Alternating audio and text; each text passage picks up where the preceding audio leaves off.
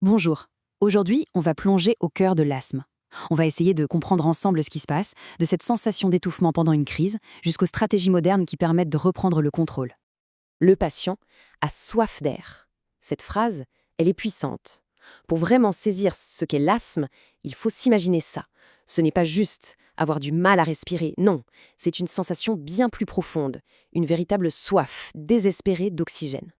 Et cette sensation, elle est partagée par plus de 350 millions de personnes à travers le monde. C'est un chiffre qui donne le vertige, non? Pour qu'on se rende bien compte, c'est comme si toute la population des États-Unis, et même un peu plus, vivait avec ça. Alors, une crise d'asthme, ce n'est pas juste un truc qui arrive d'un coup. Non, c'est souvent comme une petite pièce de théâtre, un drame qui se joue en 3 actes. D'abord, il y a les signes avant-coureurs. Ça peut être tout bête, une petite toux, des éternuements. Ensuite, on entre dans le dur, la phase sèche. C'est là que la respiration devient sifflante, difficile, oppressante. Et enfin, quand la crise commence à passer, on a la phase dite humide. C'est le moment où le corps évacue le mucus et c'est souvent le signe que, ouf, les bronches se libèrent un peu.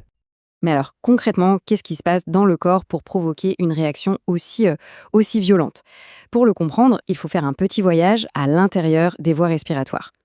Le mot-clé, vraiment le concept central pour comprendre l'asthme, c'est l'inflammation. Il faut imaginer une inflammation chronique, qui est là tout le temps, même quand tout va bien. Et c'est ça qui rend les bronches hyper réactives. En gros, elles surréagissent à des choses qui, normalement, passent inaperçues. Un peu de poussière, de l'air froid. Regardez bien cette comparaison, elle est édifiante. À gauche, une voie respiratoire normale, bien large. L'air passe sans problème. Et à droite, c'est une voie respiratoire de quelqu'un qui a de l'asthme. Mais attention, au repos, pas pendant une crise. On voit tout de suite la différence. La paroi est plus épaisse, elle est enflammée, le passage est déjà réduit. C'est un terrain qui est prêt à s'embraser. Et alors, pendant une crise, ce terrain déjà fragile, il s'effondre. Les petits muscles qui entourent cette bronche déjà enflammée se contractent d'un coup, violemment. C'est ce qu'on appelle la bronchoconstruction. Et là, comme on le voit sur l'image, le passage pour l'air devient minuscule, parfois presque complètement fermé, d'où cette sensation de soif d'air. Donc pour résumer, on a un combo infernal, une triple peine. Premièrement, l'inflammation, qui fait gonfler la paroi. Deuxièmement, le bronchospasme, où les muscles se serrent. Et troisièmement, l'hypersécrétion de mucus qui vient tout encombrer.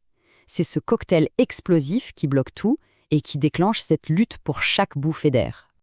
Bon, on a compris le mécanisme, maintenant la question c'est qu'est-ce qui met le feu aux poudres? Qu'est-ce qui allume la mèche? Eh bien les déclencheurs, ils sont super variés. Et il y en a des assez surprenants. Alors, il y a les grands classiques bien sûr, les allergènes, acariens, pollen, poils d'animaux. Les irritants aussi, comme la pollution ou la fumée. Ça, on s'en doute. Mais ce qui est plus piégeux, ce sont les autres facteurs. Un effort physique, un simple rhume, le stress, et même des émotions fortes. Oui, oui, un fou rire peut déclencher une crise d'asthme. Prenons le cas de l'asthme allergique.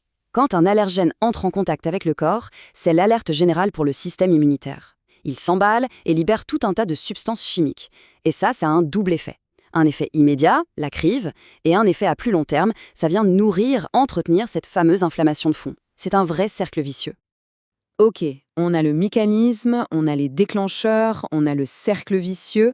C'est bien beau tout ça, mais la vraie question, la seule qui compte finalement, c'est comment on casse ce cycle? Comment on arrête ça? Et c'est là justement que tout a changé.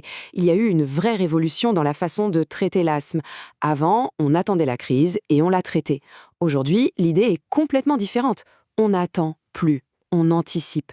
On est passé d'une logique de réaction à une vraie stratégie de contrôle. Le but du jeu a changé.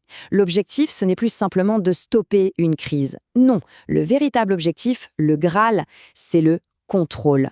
Contrôler l'inflammation de fond, 24 heures sur 24, 7 jours sur 7, pour que les crises, n'arrivent tout simplement pas.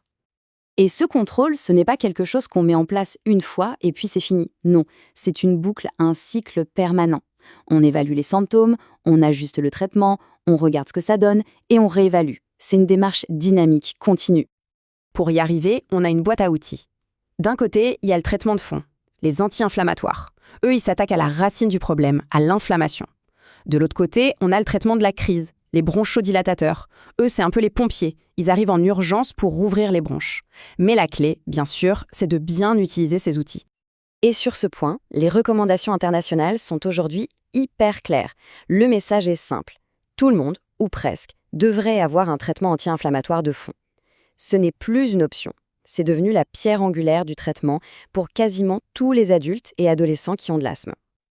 Alors, à quoi ressemble le futur? Eh bien, grâce à cette approche de contrôle, l'asthme n'est plus vu comme une fatalité. Au contraire, ça devient une condition avec laquelle on peut vivre normalement, pleinement. La prochaine étape, c'est sans doute d'aller vers des traitements sur mesure, ultra personnalisés, qui ne ciblent pas l'asthme en général, mais bien l'asthme de chaque personne. C'est une perspective vraiment passionnante.